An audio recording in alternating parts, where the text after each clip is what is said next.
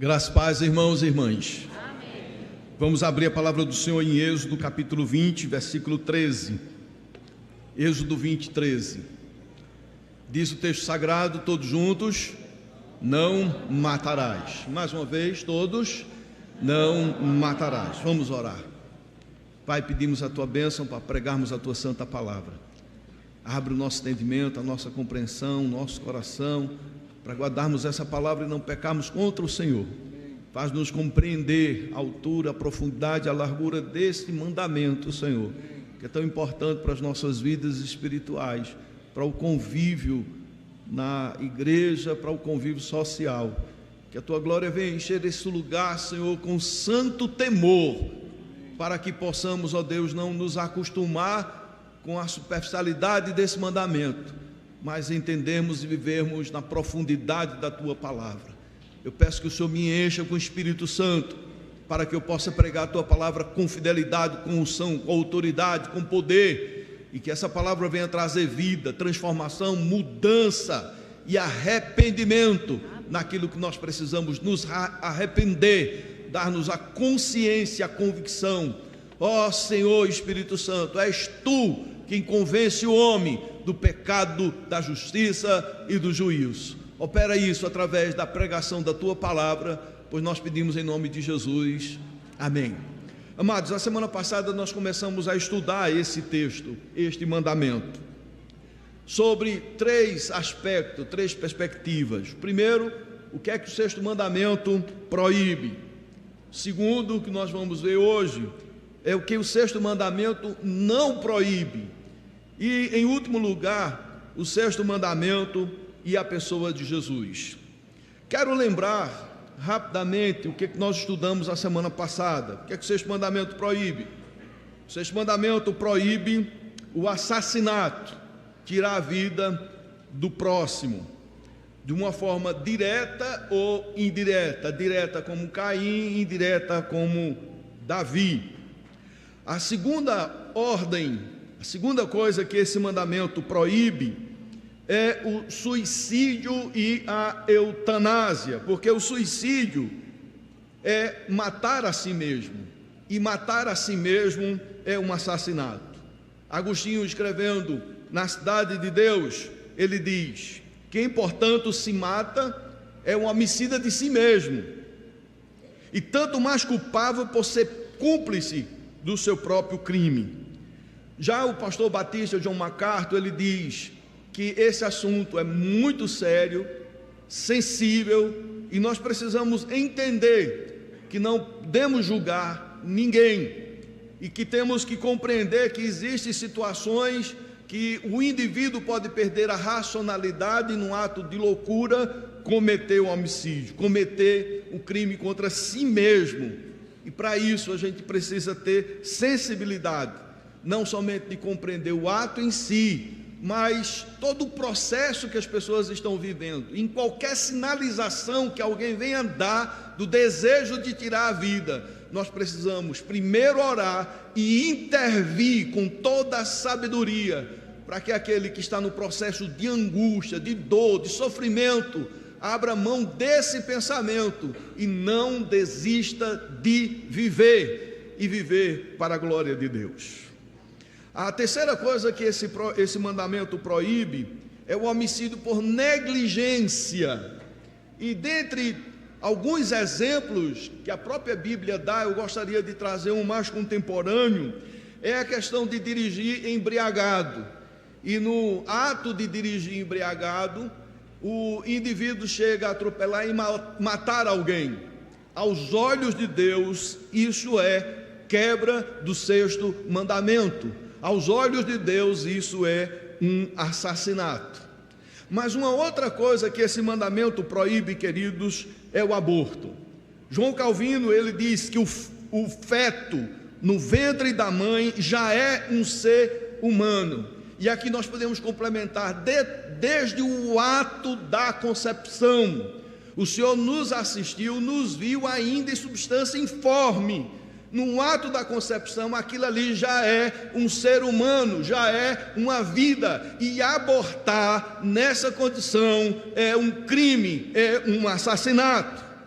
O feto no ventre da mãe já é um ser humano, e é um crime monstruoso tirar dele a vida que ainda não começou a desfrutar. Amados, a semana passada eu não trouxe, mas quero trazer agora alguns argumentos pró-aborto.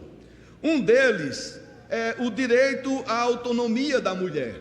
Dizem eles defendem que a mulher tem o direito de decidir sobre o seu próprio corpo, incluindo a escolha de continuar ou interromper uma gravidez. Isso é certo. A mulher tem o direito de decidir sobre o seu próprio corpo. Só que tem um detalhe: a vida que está dentro dela, que foi iniciada, não é o seu próprio corpo. Está no seu corpo, mas é um outro ser humano, é uma outra vida, e ela não tem o direito de dispor dela. A mulher tem o direito com o seu próprio corpo, mas a vida que foi gerada nela é um outro ser humano, é um outro indivíduo, está nela, mas não pertence ao seu corpo. É um crime abortar, é um crime hediondo, horrível, aos olhos de Deus, cometer o aborto. Há um outro argumento, que é as circunstâncias extremas. Dizem: abortos podem ser justificados em caso de estupro, incesto, ou quando a saúde física ou mental da mulher está em risco. Meus amados, nós entendemos a complexidade de tudo isso, mas a vida humana é maior do que a possibilidade. A vida humana deve ter prioridade. A legislação contempla como uma concessão esses casos aqui, mas nós entendemos que num ato de amor supremo, de amor sacrificial, essa gravidez pode ir adiante e essa criança ser amada e ela venha viver para a glória de Deus. Um outro argumento são os fatores econômicos e sociais. Uma gravidez indesejada pode levar a dificuldades financeiras, dizem quem defende esse argumento, quem defende o aborto. Uma gravidez indesejada pode levar a dificuldades financeiras, abandono do estudo ou trabalho, especialmente em famílias em situação de vulnerabilidade. Eu concordo com esse argumento, irmãos. Eu concordo que uma gravidez indesejada e não planejada pode levar a dificuldade financeira, e leva mesmo, principalmente em uma família que não tem tanta estrutura financeira. Mas mesmo as que têm, mesmo assim são abaladas. Pode haver abandono do estudo e abandono do trabalho. É verdade. Mas nada justifica o assassinato. É verdade que a gravidez indesejada pode levar a dificuldade financeira, abandono de estudo ou trabalho, mas não justifica um assassinato, não justifica abortar, não justifica tirar a vida de um outro ser que foi gerado na vida de uma mulher, que é sinônimo de mãe, e mãe, que é uma das virtudes mais sagradas da existência humana. E por isso eu quero dar uma palavra aos jovens da quarta igreja e dos que vão estar me ouvindo depois ou agora. Meu querido irmão, minha querida irmã, você que está no processo de namoro, cuidado, não antecipe aquilo que só é devido ao casamento, não antecipe aquilo que só é devido ao casamento. Esse ato da união física deve ser reservado a apenas casamento. Você corre o risco de cometer um ato impensado, não planejado, e uma gravidez que em determinada circunstância a pessoa não pensa na vida do outro que foi gerado, mas simplesmente em eliminar esse problema. E a gente sabe, queridos, que diz a Escritura que um abismo chama a outro abismo. Mas esse ato impensado dos jovens, um prazer passageiro e momentâneo, pode trazer consequências terríveis para a sua vida. Se você está, querido jovem, nessa prática, arrependa-se e abandone em nome do Senhor Jesus. E você, jovem, que de alguma maneira está cometendo a aparência do mal, fuja da aparência do mal em nome de Jesus. Fuja. Siga o padrão dos mais antigos. Ele no canto do banco e ela no canto do outro. Assim não dá perigo. Amém? Esse amém não me convenceu. Amém? Não no sentido literal, né, meus amados, mas no sentido simbólico de evitar a aparência do mal. Meus amados, eu quero dizer que eu sou um quase aborto. Eu sou um quase aborto. Mamãe tinha 17 anos quando casou com o papai. O pai foi enviuvou e com 50 anos conheceu a mamãe e casou com ela. Com 2 meses depois a minha mãe estava grávida. Só que com o tempo ela apresentou um problema de saúde e 6 meses de sua gravidez passou lá no hospital do IPSEP Campina Grande. E à base de muito medicamento, de muito cuidado, ela muito frágil, imagina uma menina de 17 anos, e a equipe médica tinha decidido fazer o aborto para salvar a vida dela, porque entre a vida do feto e a vida de um adulto, se dá preferência à vida do adulto, e eu estava para ser abortado, eu seria um aborto. Só que Deus tinha um plano na minha vida. Louvado seja o seu santo nome.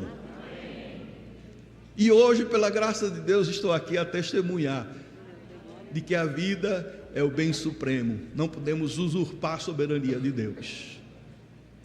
E minha mãe contou, quando eu tinha 30 anos de idade, que ela estava no apartamento lá e chegou uma senhora que ela nunca tinha visto antes, nem viu depois, e essa senhora disse: olha, não se preocupe não, que você vai dar à luz, vai ser um homem, e quando ele crescer vai servir a Deus. E aquilo deu um ânimo muito grande a ela, e por uma providência divina a equipe desistiu de fazer o aborto, e eu nasci com 1,25 kg. Eu era muito feio, dizia minha mãe, porque só tinha cabeça, e cabeça grande, e olhos grandes.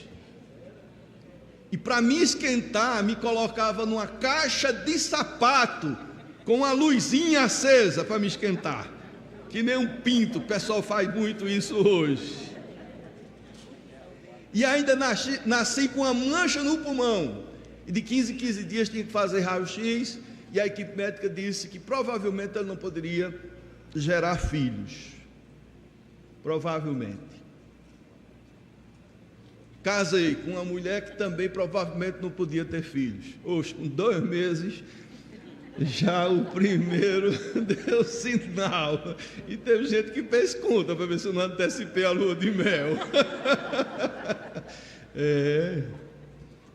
E hoje, 1,76 m e 96,7 kg. Louvado seja o nome do Senhor. Vamos lutar pela vida. Amém? Amém. Vamos lutar pela vida. Mesmo que tenha acontecido um erro, esse erro não pode se juntar a outro erro que é do aborto. Mas se luta, se junta para preservar a vida e para dar vida de qualidade a essa criança que foi gerada e que vem ao mundo para a glória de Deus. Mas o 6º mandamento, queridos, também proíbe o homicídio no coração. E o que é isso? O homicídio no coração é que o 6º mandamento não se limita a atos externos, físicos, mas a intenção, a desejos. E nós precisamos ter muito cuidado, queridos, com o nosso coração. A Bíblia diz: sobre tudo que se deve guardar, guarda o teu coração, porque dele procede fonte de vidas. E às vezes nós estamos desejando a morte do outro. Às vezes nós estamos desejando, e hoje no mundo que nós estamos vivendo, com tanta injustiça e que nos revolta, e é um direito nosso nos revoltarmos e temos que ficar indignados, mas nunca ao ponto de desejar a morte de ninguém, quer seja de políticos ou quer seja de magistrados. A Bíblia manda orar por eles, para que se convertam e através da sua conversão haja dias melhores para a nossa vida, em nome de Jesus. E eu sei, queridos, que nesse processo alguns descuidadamente chegam a desejar a morte do outro. Arrependa-se, meu irmão, e mude o seu comportamento de desejo de morte para o desejo de vida e vida eterna pela graça do Senhor. Amém? Agora vamos ver o que é que o sexto mandamento não proíbe. Até agora vimos o que ele proíbe. Vamos ver o que ele não proíbe. O sexto mandamento não proíbe a pena capital, ou seja, a pena de morte. Em Gênesis capítulo 9, versículo 6, diz o texto sagrado: quem derramar o sangue do homem, pelo homem será derramado o seu sangue. Jesus, quando trata no Sermão do Monte, ele diz: dente por dente, olho por olho. Queridos, vamos pensar direitinho o que significa isso. Quando lemos o Sermão do Monte, Jesus disse: ouviste o que foi dito. É muito importante essa observação, porque quando Jesus estava se referindo ao mandamento direto das Escrituras Sagradas, ele dizia: está escrito. Mas quando ele estava se referindo à interpretação, aí ele começa dizendo: ouviste o que foi dito. E no Sermão do Monte, Jesus começa dizendo: está escrito ou ouviste o que foi dito?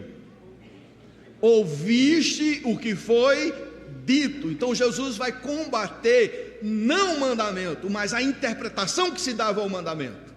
E ele diz: ouviste o que foi dito, olho por olho, dente por dente. Eu, porém, vos digo: aquele que tiver uma face, volta-lhe a outra. Irmãos, Jesus é muito claro quando quer nos ensinar que o princípio dente por dente e olho por olho é um princípio de justiça, aonde delibera que nem mais nem menos, mas a penalidade deve ser proporcional ao delito. Mas esse princípio ele não pode ser utilizado nas relações interpessoais. Esse é um princípio para ser usado nos tribunais. Por quem de direito, depois de um processo formal, legal, com testemunha e com pleno direito de defesa, esse princípio é para tribunal, aí sim. Mas nas relações interpessoais, Jesus disse: se alguém te ferir num lado, volta-lhe o outro. E esse é um princípio da não retaliação, da não vingança, porque a vingança pertence a Deus, ao Senhor. Nas relações interpessoais é a não retaliação, é o amor, é a graça, é o perdão, é a misericórdia e a bondade. Mas o mandamento permanece. Amém, amados? Ficou compreendido? Dente por dente, olho por olho, tribunal. Nas relações interpessoais, não vingança, não retaliação, amor. Turretini, ele ressalta: onde não há temor do castigo, o crime é encorajado. Eu vou repetir: onde não há temor do castigo, o crime é encorajado. É por isso que quando nós lemos o Velho Testamento, nós vamos perceber Deus sendo tão justo, tão rigoroso, tão combativo na criminalidade e no mal, para inibir, para coibir, e não como um ato de permitir e estimular, porque quando não se coíbe, acaba se estimulando. Segunda coisa que esse mandamento não proíbe: o sexto mandamento não proíbe a legítima defesa. Em caso de legítima defesa, Deus nos permite usar esse recurso. Êxodo capítulo 22, versículo 2 e 3 está escrito: se um ladrão for achado roubando uma casa e sendo ferido morrer, quem o feriu não será culpado de sangue. E aí, mais uma vez, citando esse teólogo Turretini, quando ele explica que caso a morte seja a única forma de proteger vidas, o ato é justificado. Veja o que esse homem de Deus, esse teólogo afirma: em caso caso a morte seja a única forma de proteger vidas, o ato é justificado. O caso de alguém que está numa casa, um pai, e entra um marginal, drogado, armado, e nessa casa tem uma adolescente ou qualquer um outro ser humano, e esse indivíduo coloca em risco a vida da sua família. Diante de Deus, esse é um caso justificável, não transgredindo assim o sexto mandamento. Amém? Amém. Nós temos muitos policiais aqui. Se chegar alguém para jogar uma bomba ou querer atirar, eles têm a autoridade legal e bíblica de eliminar esse mal e assim o fazer em nome de Jesus. A terceira coisa, queridos, que esse mandamento não proíbe é a guerra justa. E aqui nós precisamos entender o caso de Davi e Golias.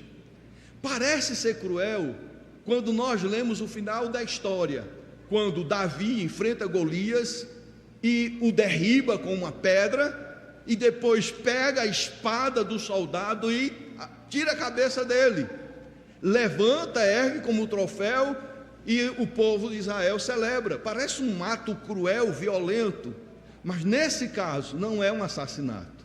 E aí é uma guerra justa, porque os fariseus, eles avançaram contra o povo de Israel, e o povo de Israel tinha que ser defendido pelo seu exército. E esse ato de Davi contra Golias ainda era uma redução de danos, porque em vez de um confronto de soldados entre soldados, e muitos seriam mortos, se escolheriam 2, e esses 2 representando os exércitos, só esses 2, um deles morria. Nesse caso, o sexto mandamento não é transgredido. Isso não é proibido pelo sexto mandamento, a guerra justa. Mas já chegando no final, queridos, o que é que o sexto mandamento diz em relação à pessoa de Jesus Cristo? Primeiro vimos o que o sexto mandamento proíbe, com profundidade, não apenas atos externos, mas do coração e da palavra. Vimos o que ele não proíbe, e agora o sexto mandamento é a relação com Cristo. Meus amados, a vida de Jesus nos ensina 2 verdades importantes. Primeira verdade, aprendemos com Jesus a não matar, quer seja tirando a vida do próximo, quer seja tirando a nossa própria vida, quer seja tirando a vida de um ser humano em formação, quer seja através do coração ou das palavras. Essa é a primeira lição que tiramos na vida de Jesus, no exemplo de Jesus. E a segunda verdade, aprendemos com Jesus a sermos promotores da vida. E como é que nós promovemos a vida? Primeiro, não odiando o irmão. 1 João, capítulo 3, versículo 15, veja o que está escrito: todo aquele que odeia seu irmão é, leamos todos juntos, todo aquele que odeia seu irmão é assassino. Ora, vós sabeis que todo assassino não tem a vida eterna permanente. O texto é quem está dizendo, queridos, o texto sagrado está dizendo que todo aquele que odeia seu irmão é, matou aos olhos de Deus, transgride o sexto mandamento. Vamos entender esse texto. A palavra do Senhor nos diz: todo aquele, refere-se a qualquer pessoa, sem exceção, abrangendo todas as situações e relacionamentos. Todo aquele que faz o quê? Odeia, e o verbo odiar descreve uma atitude interior de hostilidade, ressentimento ou desprezo. Olha aqui o conceito de ódio: hostilidade interior, ressentimento ou desprezo. Não se trata apenas de ações, mas o estado do coração. Aquele que odiar a quem? A seu irmão. No contexto de 1 João, irmão refere-se propriamente aos irmãos na fé, mas o princípio se estende a todos os que são nossos próximos, de acordo com a concepção de Jesus. Agora o texto conclui, o que é que diz dessa parte? Ele é o quê? Assassino. Todo aquele que odeia o seu irmão é o que, amados? Assassino. Às vezes a gente diz, eu nunca vou ter coragem de tirar a vida, pegar uma arma e tirar a vida do outro. Mas está odiando no coração, está transgredindo, meu irmão. Aos olhos de Deus, é a quebra do 6º mandamento. Guarde o seu coração em nome de Jesus, porque aquele que nasceu de novo, é o amor que deve prevalecer, o perdão, a graça e a misericórdia. Mas o texto continua e diz que todo assassino não tem vida eterna, permanente em si. Aquele que odeia seu irmão, que guarda ressentimento, rancor e que deseja o mal para ele, esse aí não tem a vida. A vida de Deus não está permanente nele. E não devemos esquecer que o remédio para o ódio é o perdão. Amém? Vamos afirmar todos juntos: o remédio para o ódio é o perdão. Como promovemos a vida? Primeiro, cuidando do nosso irmão. Mateus 12:20. Perdão, irmãos. Como promovemos a vida? Primeiro, não odiando o irmão. Segundo, cuidando do nosso irmão. Cuidando. Veja só Mateus 12:20, o que está escrito. Mateus 12:20. Leamos todos juntos. Não esmagará a cana quebrada, nem apagará a torcida que fumega, até que faça vencedor o juízo. Vamos meditar nesse texto. Deixa esse texto na tela. O texto primeiro fala de cana quebrada. Não esmagará a cana quebrada. A cana, queridos, é um instrumento frágil e muitas vezes descartado quando danificado. Aqui simboliza pessoas que estão emocionalmente, espiritualmente ou fisicamente debilitadas. Jesus não rejeita ou destrói aqueles que estão no estado de fraqueza.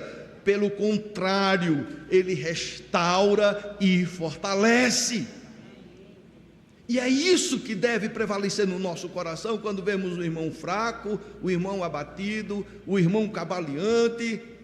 Em vez de desprezar, em vez de rejeitar, em vez de quebrar essa cana, de esmagar essa cana quebrada, Jesus levanta da vida. Amém, amados? Nós precisamos ter muito cuidado com o nosso coração, que a nossa tendência é de não agir com o outro com a misericórdia com que Deus nos tratou.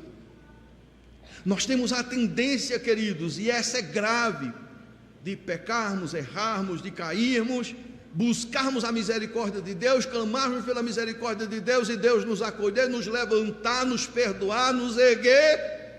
Mas quando nós vemos a falha do irmão, a fragilidade do irmão, a queda do irmão, nós queremos excluir.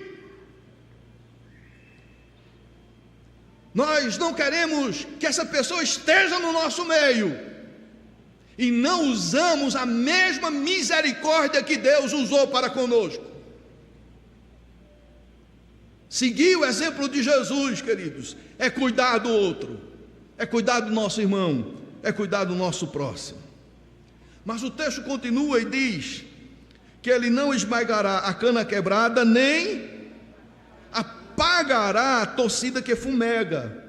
A torcida é o pavio de uma lâmpada de óleo que está quase se apagando. Representa aqueles cuja fé está enfraquecida ou cuja esperança parece prestes a extinguir-se. Amado, Jesus não apaga essa chama fraca, mas a aviva, demonstrando paciência e graça. Amém, queridos?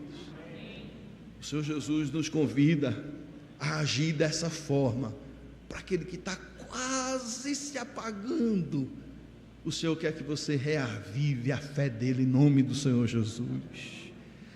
Amado, seguir a Jesus é viver em uma dimensão inversa aos valores do mundo, onde se descarta os mais fracos. Jesus deu exemplo de como devemos viver a vida cristã. 1 João 3,16. 1 João 3,16. Veja o que está escrito, todos comigo.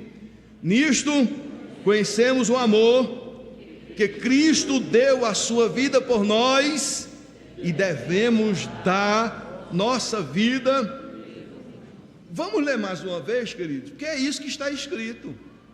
E às vezes a gente esquece de mandamentos dessa qualidade, desse nível. Veja o que está escrito. Nisto conhecemos o amor, que Cristo deu a sua vida por nós. Aí tudo bem, maravilha. Isso é que é amor. Cristo deu a sua vida por nós. Glória a Deus. Mas aí continua. E devemos dar nossas vidas pelos irmãos.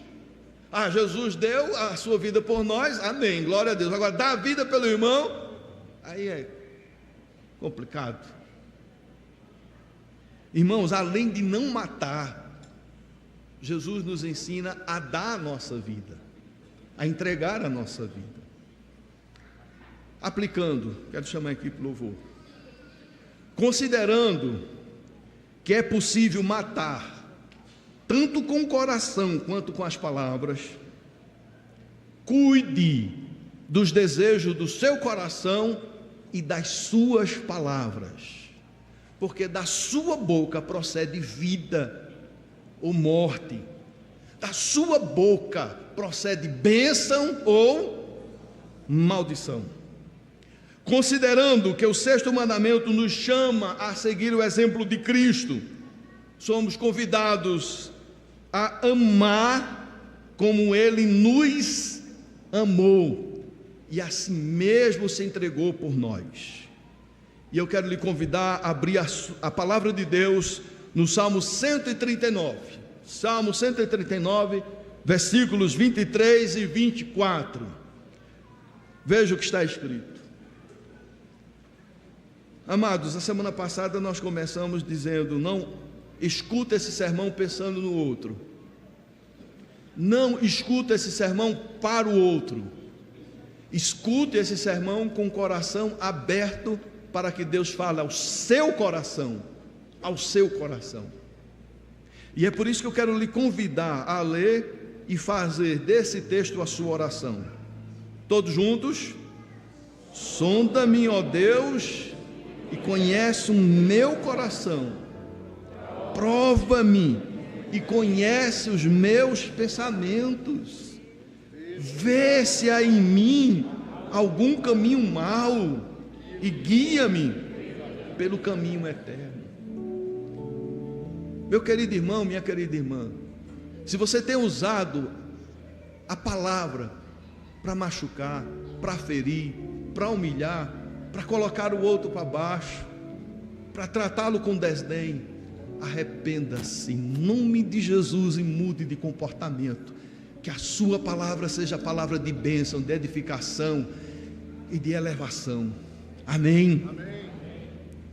Se você no seu coração tem tido uma aversão a determinadas pessoas da sua convivência, quer seja no lar, quer seja no trabalho, ou quer seja na igreja, mude o seu coração para que ele seja transbordado com o amor de Deus, com o amor de Deus. Ainda hoje, se há relacionamentos estremecidos dentro da família, vá abraçar o seu próximo, declare amor, ministre perdão no seu coração, para que possamos viver na plenitude de Deus. E eu sei que uma igreja curada, uma igreja com coração puro, uma igreja que se relaciona com maturidade, podemos ter ideias diferentes, pensamentos diferentes, mas o amor predomina, a vontade de servir a Deus predomina, o desejo de glorificar a Deus é que deve ser o maior. Se assim o é, nós podemos viver em unidade e glorificando o nome do Senhor. Não matarás, é a ordem de Deus. Vamos ficar em pé.